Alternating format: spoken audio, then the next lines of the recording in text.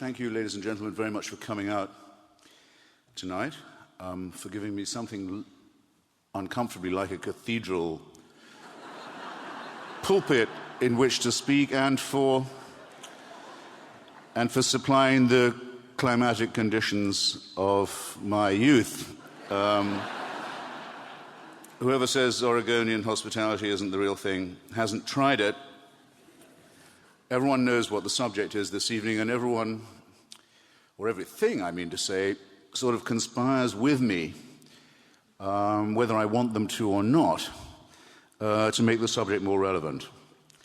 And I thought I'd begin by applying a sort of Rorschach test, a question or two, to you from recent developments that will be familiar. Here's your moral Rorschach test. On New Year's Eve, a man aged 75 years old, alone, unmarried, unescorted, is having a sleepover with his 5-year-old granddaughter. And suddenly an axe is taken to the outside of his front door, which is successfully broken into, with a man still wielding an axe and a knife. And if the 75-year-old man hadn't had the presence of mind to get his granddaughter very quickly inside a locked bathroom and lock it behind him, whereupon that door began to splinter as well and actuate a panic call to the police, he and she would have been hacked to pieces as the last year turned. Now, I'm assuming everyone here is of average moral character, let's say. What's your reaction when you hear about a thing like that? You think, well, there is such a thing as evil in the world. There are good people, and there are bad people, and the good people do good things, or at least they do the best they do, and the bad people seem to rather enjoy doing things that in our worst nightmares we wouldn't want to do, or if we were found guilty of doing, would almost want to die. To hack a 5-year-old girl into pieces in front of her grandfather before killing him, or maybe, who knows, the grandfather in front of the little girl first. Simple, you might think, as many moral questions essentially are. I read yesterday an article in the Guardian of London. It used to be called the Manchester Guardian. Probably one of the most famous liberal daily newspapers in the world, certainly in the English-speaking world. Long article by an academic saying, no, don't look at this picture like that. It's not a Rorschach test at all. What you need to understand is that this old man, grandfather to that girl, once drew a cartoon that very gravely upset some believers in a religion I won't have to mention to you, I don't have to identify it. But was the religion professed by the man who thought New Year's Eve would be a good time to break in with an axe and try and kill them both? Surely the fault here is with the man who drew those cartoons. If he hadn't done that, this crime wouldn't have occurred. Just revolve this thought in your mind for a second. It's not the only instance I have for you. Not very long ago in a base, a United States Army base, in fact, in the state of Texas, a man who'd taken a Hippocratic oath, a physician, in fact, a physician in training, unshipped his weapon, actually not his weapon, but a private weapon he'd bought off the base, and sprayed people who were waiting for a medical examination with lethal fire, killing them in some number, after having shouted a very well-known religious slogan. There's no need to mention which monotheism he was affiliated with. Actually, I get ahead of myself when I say he shouted a slogan. What if he hadn't? If he had kept quiet about his faith, would the President of the United States have said, and the New York Times have said, and CNN have said, this appears to be something it's too early to pass judgment upon. Let's not rush to a conclusion. Let's consider the influence of in fact, in this man's case, pre-traumatic stress disorder, since he hadn't actually experienced any warfare yet, was ostensibly helping other caregivers to help people who do suffer from it. No, I don't think that if you'd left out the religious question, that anyone would have found any reason to euphemize, to otherwise characterize, to relativize, to try and minimize, to diminish the full effect of the atrocity that was confronted right in front of our eyes. I have a couple of other examples of this sort, ladies and gentlemen, but I have a feeling, brothers and sisters, that you know what I mean. And it's not for its own innate interest alone that I mention these examples. It's for this reason. I must have debated now in several hundred religious venues as the guest of every kind of religious institution, university, private group, public church. And I have never not been confronted with the argument that without a belief in a one God and a creator and a religiously dictated code of ethics and morals, I myself would not know right from wrong. Without heavenly authority, without the mandate and warrant that comes from a celestial dictatorship, as I think of it myself, a sort of North Korea with more clouds, and a dear leader and a great leader and just one short of a trinity, at least you can die and leave North Korea, whereas when you die with the faithful, that's when the fun really begins. But I actually almost deliberately digress. That I, born in the same way as you were, with roughly the same, so to speak, morally innate instincts, wouldn't be able to trust them, would not be able to guess myself what was right from wrong. I would be sunk in a mere swamp of modernism, relativism, hedonism. I would have no true north to which my compass could turn without the divine to know what was a wicked or iniquitous action.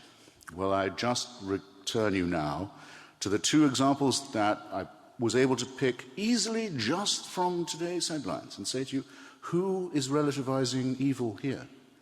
Who's making the excuses? Who's saying, well, once you know that they're people of faith, you must make allowances for the horrific crimes they commit and the terrible cruelty that they advance? Who here is being, if you like, soft on crime? Is it not, in fact, in reverse the case that it is not without God that all is possible, as Dostoevsky once rather brilliantly put it in the Brothers Karamazov, but that it is with God that someone who feels that once they're on a divine mission, anything is permitted to them, and of course to nobody else. And what is this but the most abject, slimy, euphemistic, obviously man-made moral relativism? So to the main point that my antagonists make against me, I have, at least in opening, this reply. And I'd urge you to try and keep it in mind the next time you hear it yourself. How dare people who issue warrants for murder and torture of other humans say that without God, people would behave worse? I have evolved an equally simple question, because many of these questions are, in fact, deceptively easy, to that same reply, rather to that same challenge. I've replied to it with a challenge of my own. I'd like to meet, I haven't yet met in all these debates, a spokesman for faith who will say to me, here is a moral statement made, or a moral ethical action undertaken by a believer that you, Hitchens, or one of your co-thinkers, couldn't, as an unbeliever, make. You couldn't duplicate it. I've never yet had a reply to it. I have, in thought experiments, thought of one such example, and if you press me very hard in the question time, I'll tell you what it is. But it doesn't solve the problem of relativism. Now, so to that challenge, which I've now issued to quite senior theologians and men of God in holy orders, I've not yet had a reply, and I consider it significant that an amateur like myself can defeat professionals of that sort with such an obvious question. But remember, religion is supposed to be for the humble, for the simple. It's supposed to be obvious. It's supposed to be morally self-evident. It's supposed to be a matter of faith. If I can baffle them like that, how good is their casuistry and sophistication? Pressing on and getting a bit cruder, I have a corollary to my challenge, which is, can you think of an evil action performed by a religious person or wicked statement made because of their faith, and everyone immediately has thought of one. You all have, haven't you? And if you think again for a second, you'll be able to think of another. The suicide murder community is more or less exclusively faith-based. Not entirely, I won't say that, but more or less exclusively faith-based. The genital mutilation community, I regret to tell you, is faith-based by definition.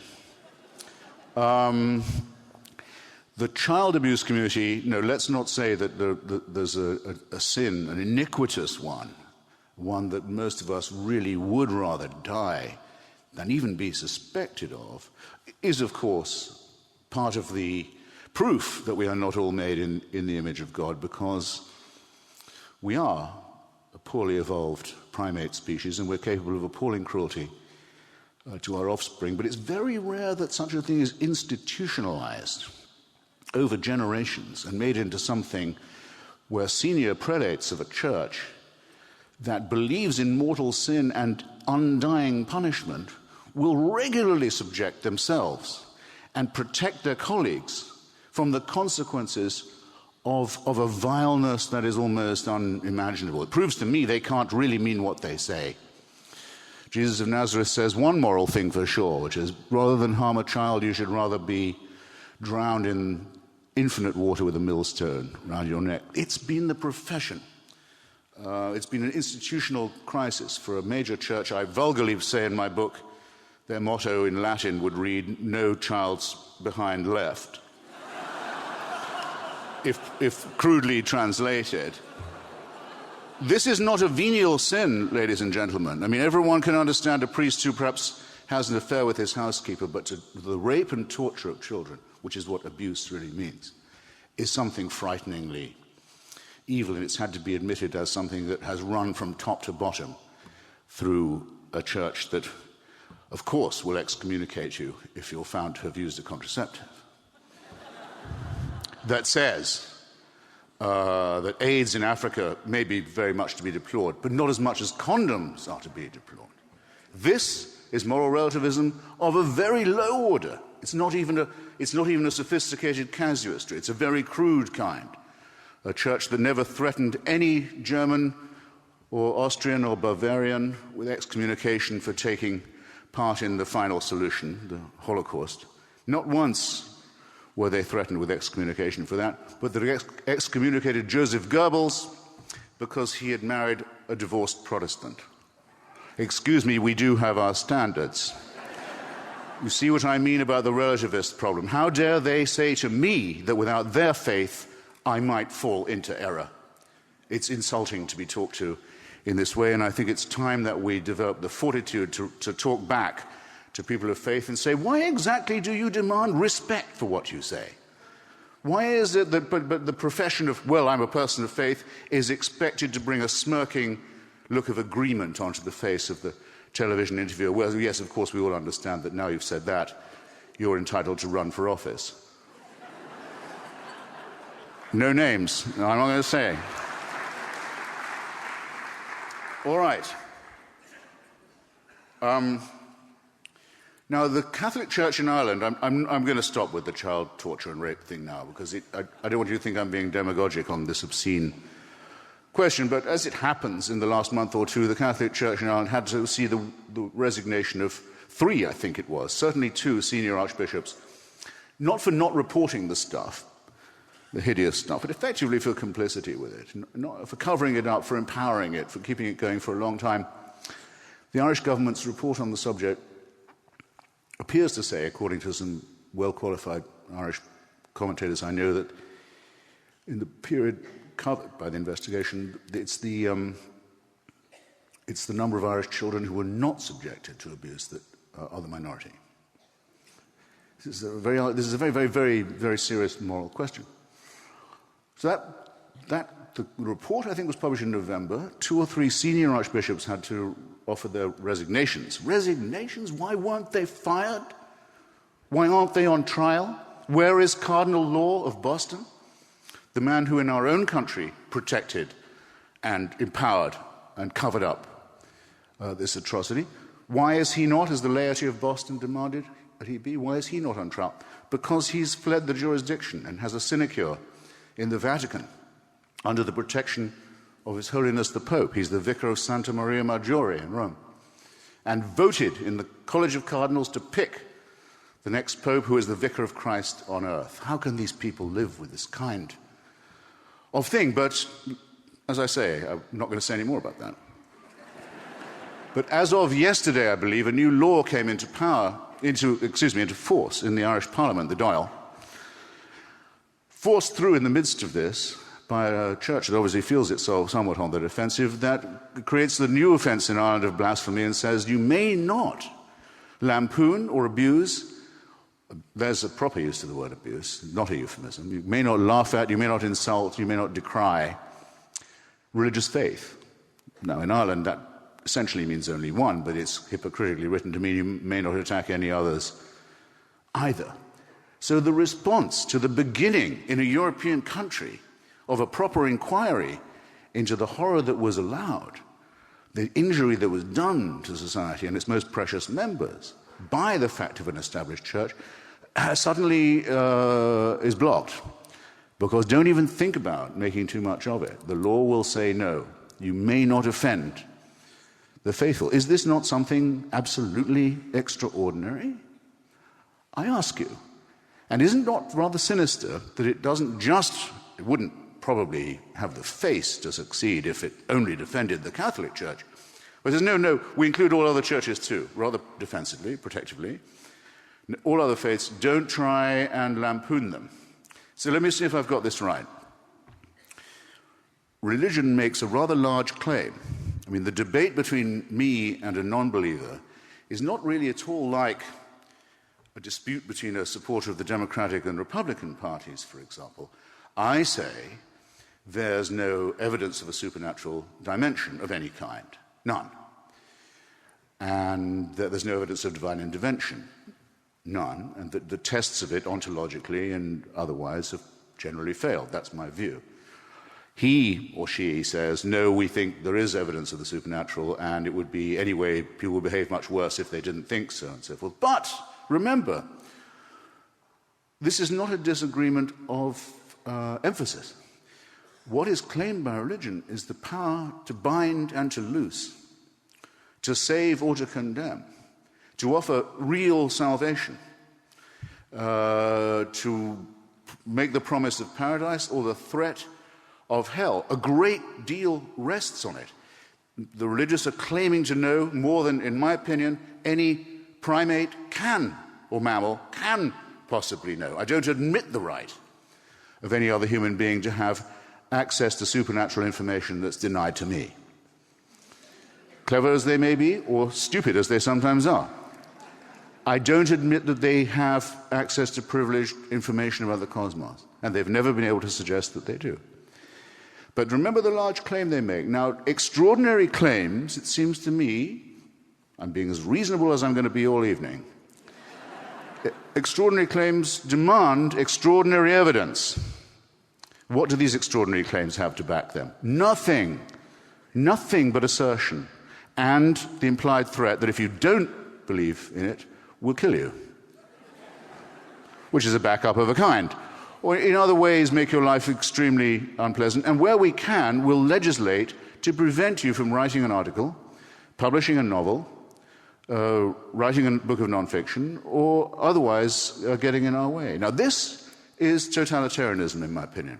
This is the claim not just to power... Oh, thank you. A bit faint, but it was a start.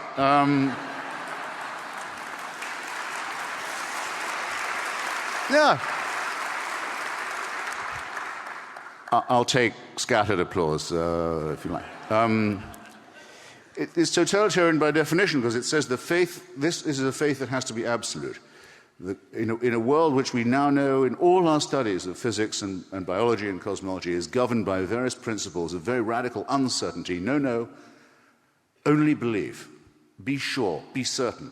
We already have all the information we want. We don't really need any more books. We'll grudgingly sometimes look at some of them and say, these appear to confirm what we said all along. But in essence, it's a dogma. but it may not be criticized. That is precisely the message of modern totalitarianism and ancient absolutist theocracy as well. And now it's armed and dangerous and getting onto our airplanes and killing, or trying to kill, elderly cartoonists and their granddaughters in Denmark. So nice as Portland is, and remote as it may seem from some of these atrocities, don't you worry, all this is coming to a place near you. You're listening to a talk by Christopher Hitchens. He spoke as part of Portland Arts and Lectures in 2010. This is Literary Arts, the Archive Project, and more with Hitchens is coming up.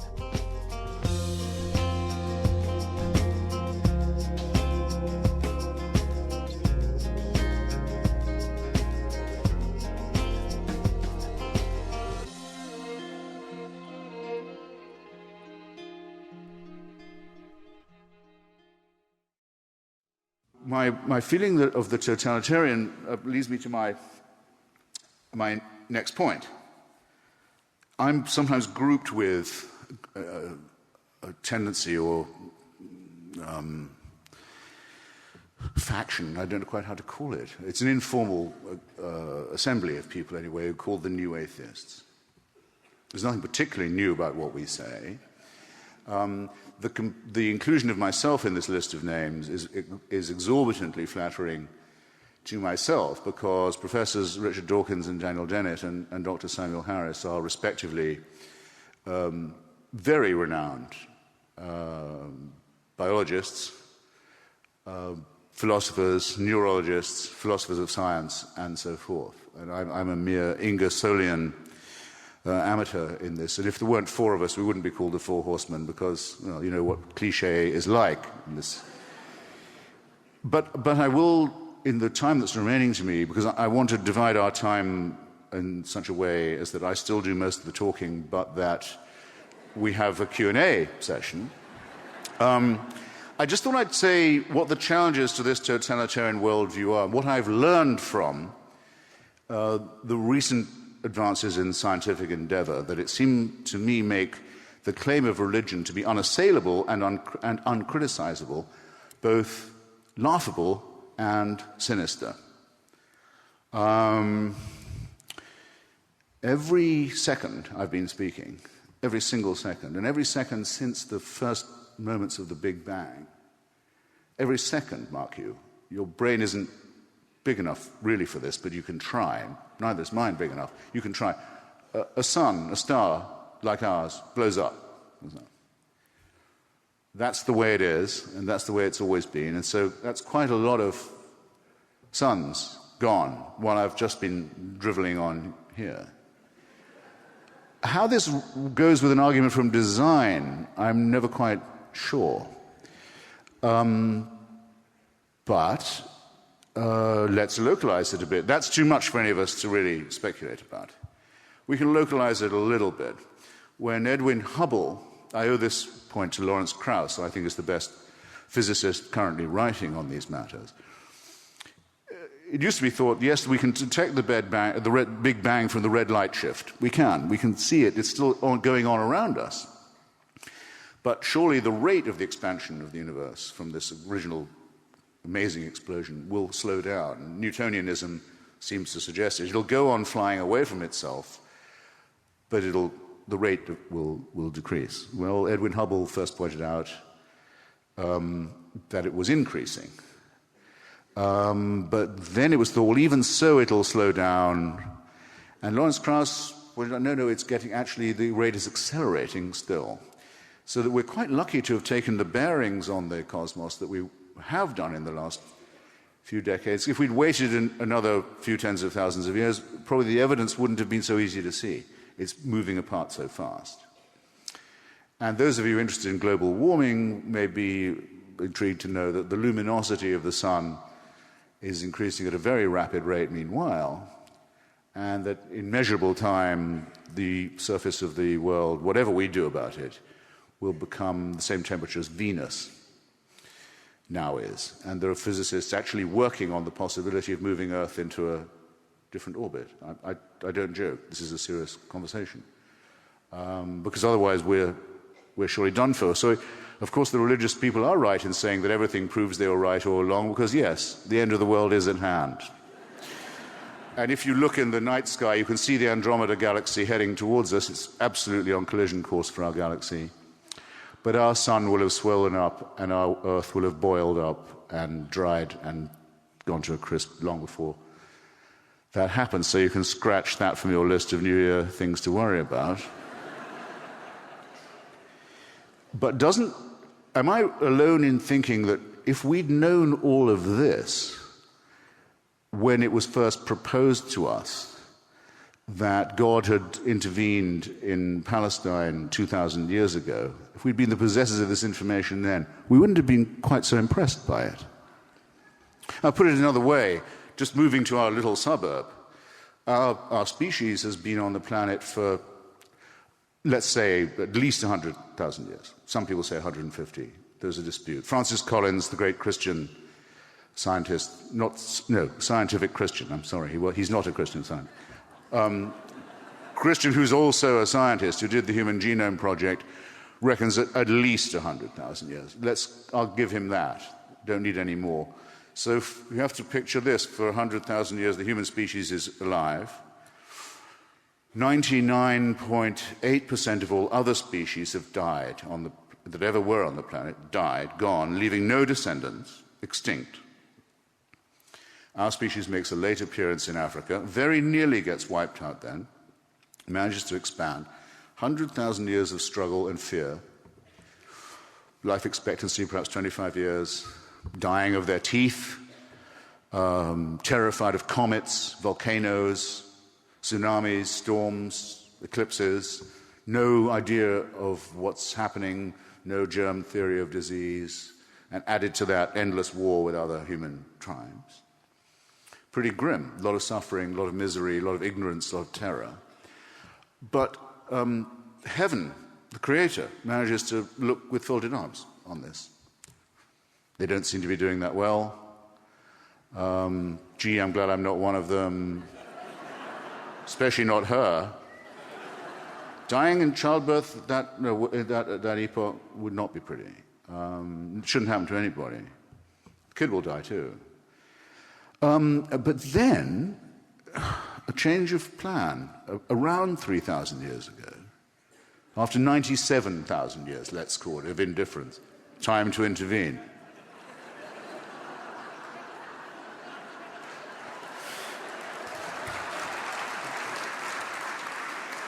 But not in, where shall we show ourselves? Well, not in China. They can read there.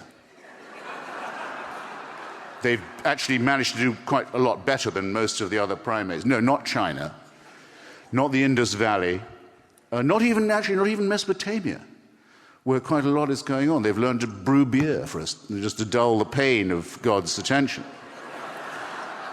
No, in the most Stone Age horror show, the most terrified, ignorant, illiterate peasantry of the lot, we'll show ourselves to them.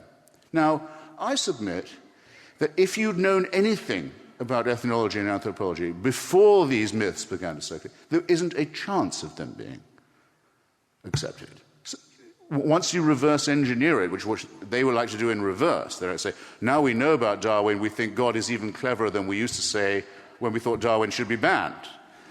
Because evolution just shows how clever God is after all. Same with the Big Bang.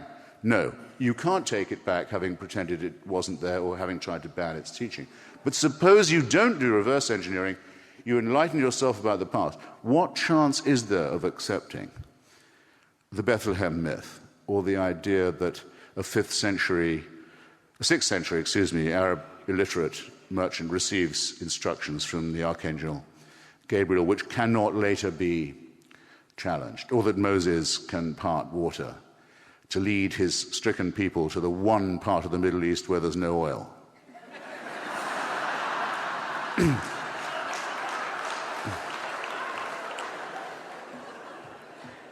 Well chosen. I can submit in all seriousness that if we had known any of these things, and we haven't known all of them, for very long, and some of them we haven't known at all, have only discovered in the last 150 or so years. It would be quite impossible for anyone to come to your door and say, have you heard the good news about, as it might be, Joseph Smith, fastest growing Christian religion in the world, an outright, abject, obvious fraud and racket.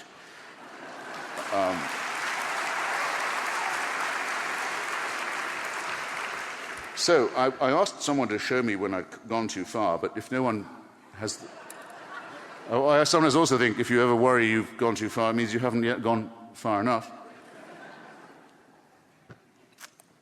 If you hadn't got my main point by now, I have a feeling you might not be going to get it. So,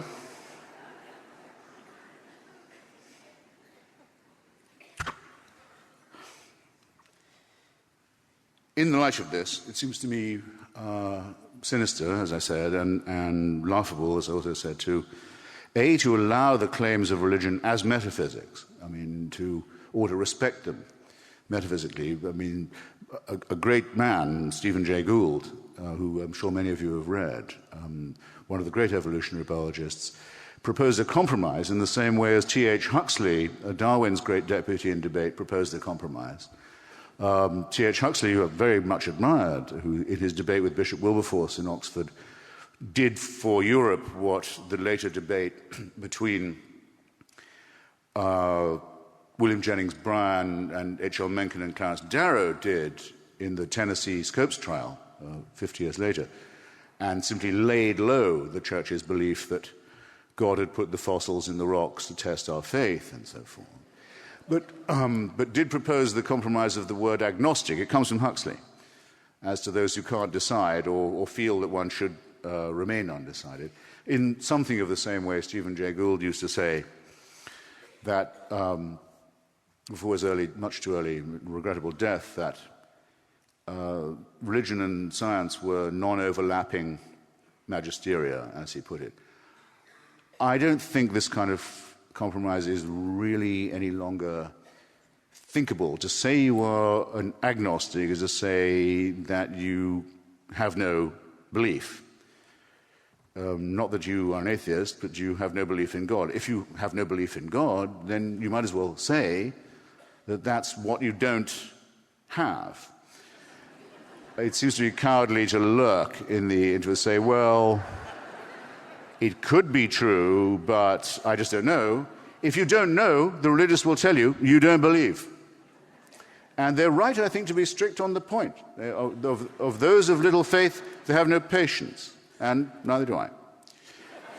On the possibility that the magisteria could overlap, I think I've done, as a real amateur, someone who is terrified that at the thought of my scientific colleagues listening to my puerile explanation of the extraordinary work that they've done, but the extrapolations I've made, partly with their permission, from it, it isn't really possible. If you had known all the things I was talking about, you cannot no longer believe that the world, or its design, or its humanity, or its speciation, its amazing, actually rather beautiful, actually rather miraculous reality is compatible with the supernatural or the superstitious. Everything we're made of, cheer up, we're not just materialists here, everything we're made of is stardust. You don't have to despair and become a bored old morose materialist. You still have irony. You still have music, love, sex, landscape, Chinese food, philosophy, which is much more consoling than mere incantation. And you still have the sense of wonder that comes from the extraordinary beauty and symmetry of the universe, and the wonderful kinship that we're beginning to find out that we also have through our genome with other creatures. And by the way, the interesting responsibilities and reflections that arise from knowing that we're made out of the same material. But for the idea that we are not allowed to know any of this without divine permission, that it only comes to us as a gift, that we are mere passive recipients of wisdom, and that without submission to this celestial dictatorship, we wouldn't even know how to behave well to one another. I think it's time to go a bit beyond ridicule and beyond indignation, and to say very staunchly that we will resist that, and that we will enforce and protect our Constitution and its patrolling of the frontier between church and state, and its liberty of conscience, and its long record of people who've been willing to die to uphold that, as I try and put it, Mr. Jefferson, on that wall of separation, build up that wall. And to reply,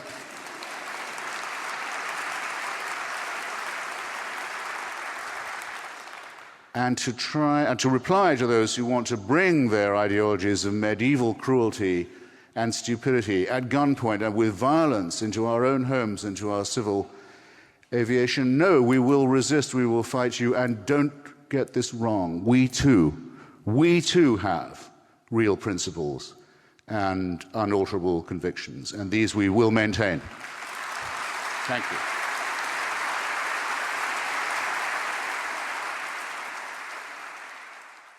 Well, now, you might think it's invidious that I get to weed the questions, but at least it means I haven't planted anyone in the audience. And I can also get rid of the boring and mad ones. Actually, why would I do that? It's an argument about religion. Okay, well, you've been very sparing, ladies and gentlemen, or someone's weeded them before. I will just take them in order. Which is more satisfying, writing about politics or writing about literature?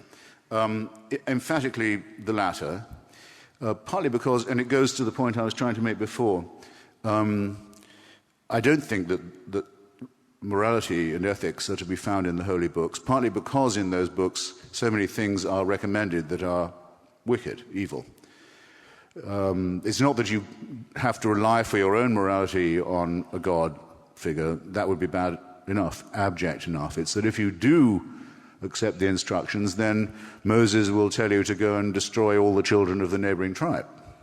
For example, take their land, enslave their women for purposes better imagined than described, and so forth, or to mutilate your children, or to immolate, or to burn witches, for example. I mean, all of these injunctions, divine injunctions, are in the books, whereas if you read George Eliot, for example, in particular, I think, Middlemarch, Felix Holt, The Mill on the Floss, there's more, and some of her translations of German philosophy into English, there's a great deal more reflection, hard but enlightening and encouraging of a humanistic kind, to be found in the contemplation of that. And bear this in mind for the education of your children, than there is in the scrutiny of severe, ancient, contradictory Stone Age texts. So one of the reasons I think why it's much more interesting to debate Dostoevsky, that is Leviticus, for example, does proceed from the study of literature. Of course, it should be said that religion gave us our first texts and accustomed us to textual criticism, and that's to its credit in a way. We owe them that much, but it's regrettable that very often they say those texts aren't really available for anything but repetition. They're not to be scrutinized, they're not to be unpacked. Literature doesn't subject you to that terrible inhibition. So I'd far rather be writing about literature than about politics, but politics won't leave me alone. Or you, either. I mean, by the end of the last century, I'd increasingly tried to move away from writing political polemics. And I was trying to write a book about Marcel Proust, if that doesn't make you laugh. But always in my mind was the realization that my friend Salman Rushdie had told me one day, a few years before, he thought it would be interesting to write a book that took Holy Writ as if it was literary text, and in particular to examine those very odd verses of the Quran that Muslims say are so wrong that they must have been dictated not by the archangel but by the devil, the so-called satanic verses. How interesting it would be to write a novel on that theme. Yeah, well, so it proved. And it's a regrettable fact, but it's the case that that novel, though it and its author did survive a huge campaign of defamation and violence, no publisher would now publish a novel along those lines by any other author, even someone as eminent as Salman. And we all now live in the climate of self-censorship, exemplified by the Danish case and others. That's been imposed on us. And that's not just a literary question, but also a political one. So anyway, to the extent that the distinction can be made, give me literature every time. What do you think of the question on the front of last month's Atlantic Monthly? There's more. Did Christianity cause the crash? No. Capitalism caused the crash.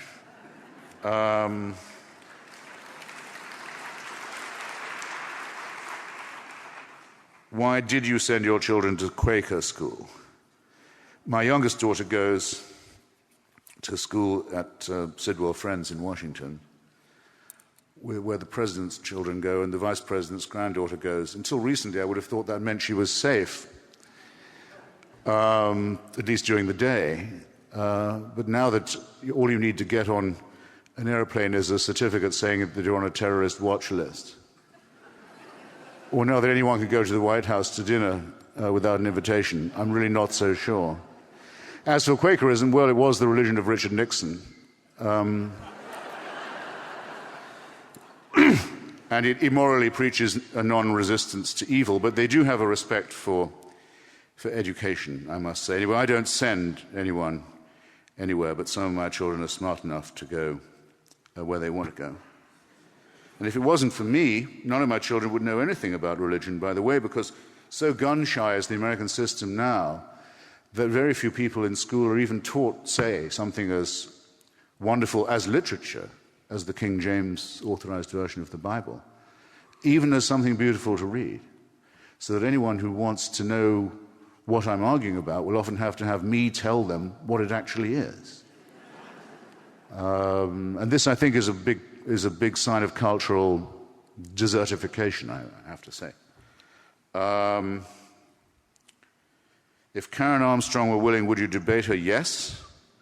There's no one I've ever refused to debate.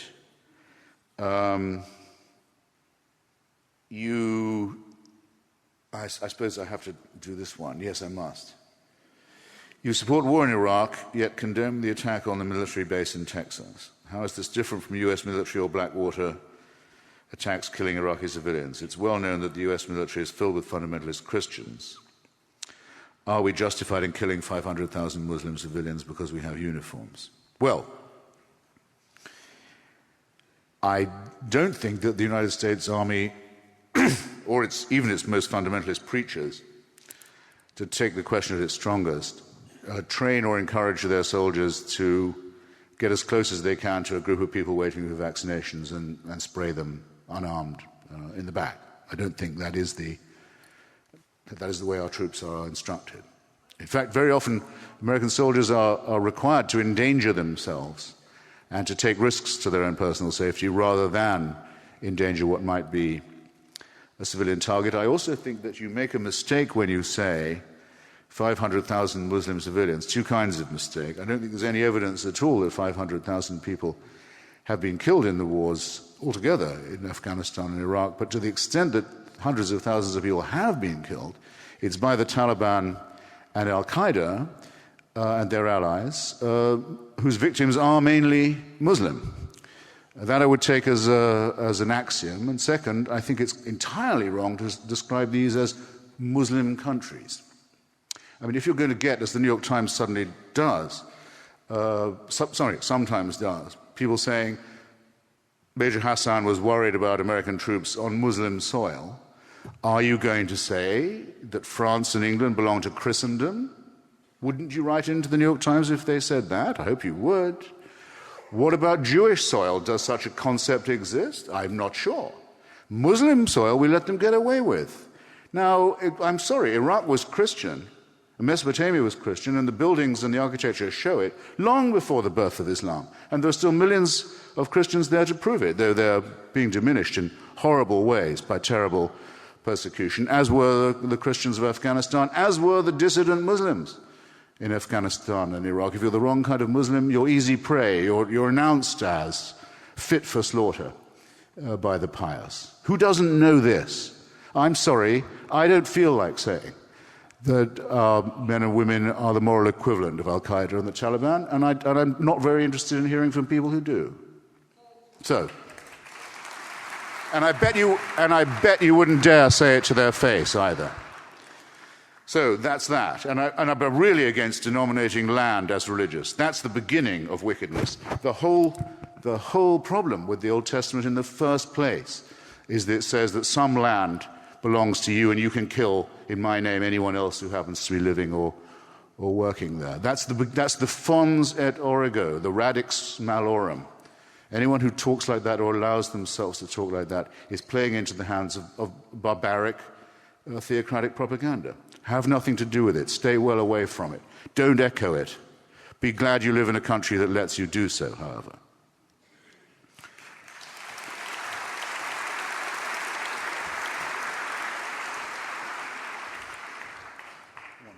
One more. Well, then I better be careful. Let's get the best. Okay, quickly. Are the priests refusing communion to politicians who support abortion rights, trying to influence their vote or banish the politician? I think the Catholic Church is well within its rights to excommunicate people who don't follow its precepts. You don't have to be a Catholic. It's a voluntary association. It has certain dogmas, some of which are, in my opinion, quite admirable, such as the defense of the idea of the unborn child. It's probably the only real principled question that the Church has left. If one of its elected politicians compromises on that point, I think that the Church doesn't influence Congress by saying, you can vote that way, but you can't come to communion. They're well within their rights to do so. It's self-pitying, and I think the politician should decide what kind of moral courage they have. Which is the position I really want to take. Do I want to be a member of a church that can tell me what to do on matters of faith and morals, which has an infallible leader, in His Holiness the Pope, or would I rather think for myself and represent my voters? Well, I think they should be forced to make the second choice, but I don't mind the church helping them to do so. Right?